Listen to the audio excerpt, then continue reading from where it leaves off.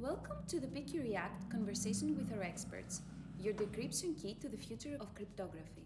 In this series, we dive into one of the most critical transitions of our digital age, the shift from classical to post-quantum cryptography. As quantum computing rapidly evolves, so does the urgency to secure our digital systems. My name is Marvara Badzi, and I'm one of the communication and dissemination managers of the PQ React project. Today, in our first episode, breaking down post-quantum cryptography, the PQ React case, we welcome Akis Kourtis from the National Center for Scientific Research Demokritos. Akis is the project coordinator and he's also a great researcher where he leads the PQ React and PQ Next project related to post-quantum cryptography. So, without further ado, let's start. Good morning, Akis, and thank you for being with us today. Hello, Marva. It is a great pleasure of having to discuss about this interesting topic in PQC, which is supposedly going to make great waves in the upcoming future. And great thank you also for organizing this. Okay, so first thing first, how would you explain in simple terms what the quantum and post-quantum eras are? What's the difference between them and what risk do they bring, especially when it comes to security?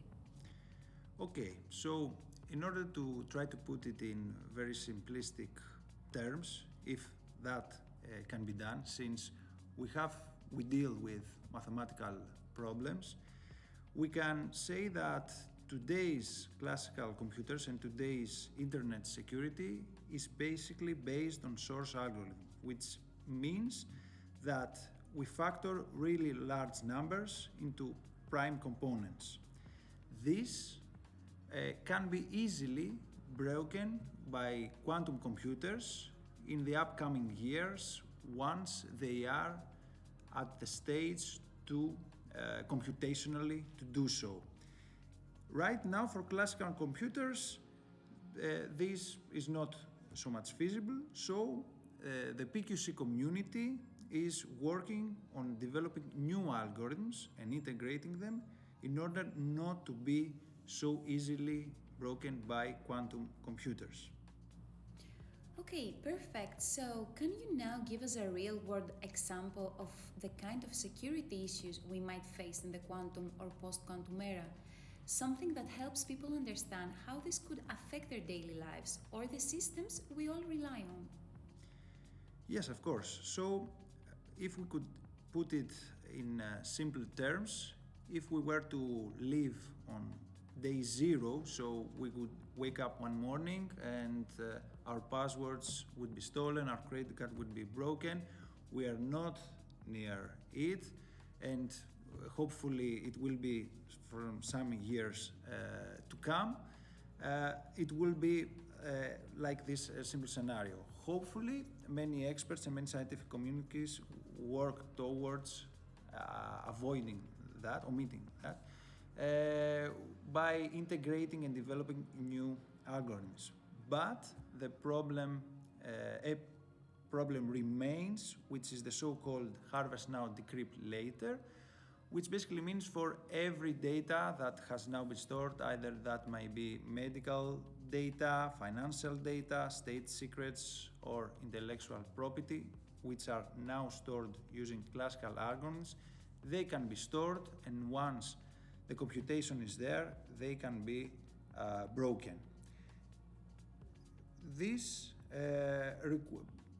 current encryption methods that we use won't last that long against the upcoming quantum threats that we may have in some upcoming years.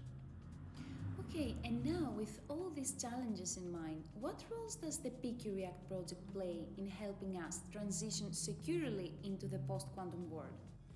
So, PQ React is creating an open, accessible platform for different organizations, be that may industries, SMEs, public organizations, or even academics and researchers, to assess, first of all, the cryptographic vulnerabilities and also help them plan migration strategies. We do this by building either dedicated tools but also a more comprehensive framework that can help each individual and organization transition from classical to post-quantum cryptography for different industries and applications.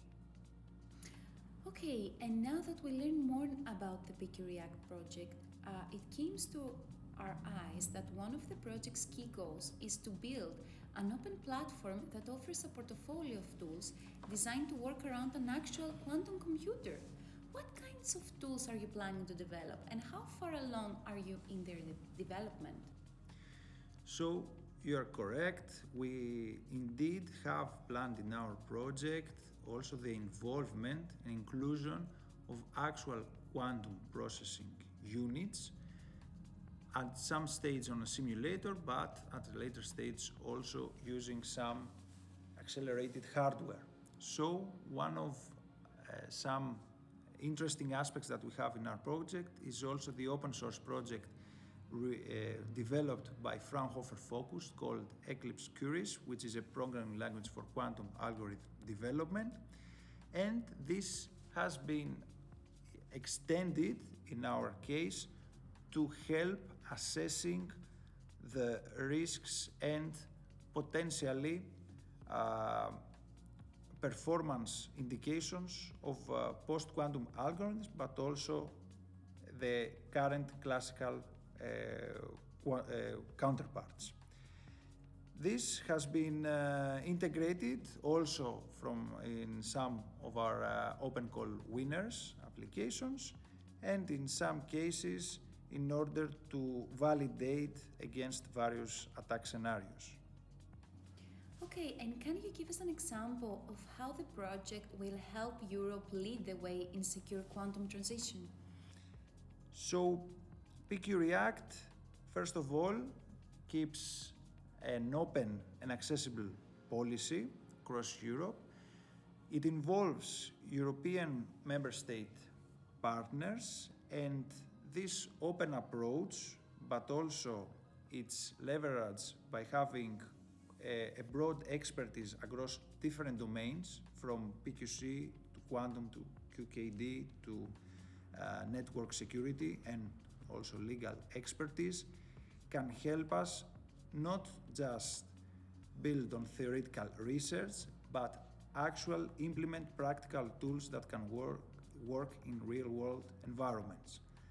This has also been proven from our first successful open call and by our very successful and currently ongoing second open call, which we are very optimistic that we will see many great results by the end of the project. Okay, thank you so much, and let's wrap things up with our last question.